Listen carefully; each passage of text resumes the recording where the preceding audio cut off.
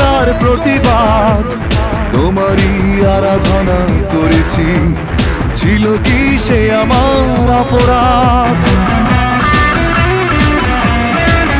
ও যে মানুষ চলে যায় না বুঝে, কি হবে করে তার প্রতিবাদ, তোমারই আরাধনা করেছি, ছিল কি সে আমার অপরাধ?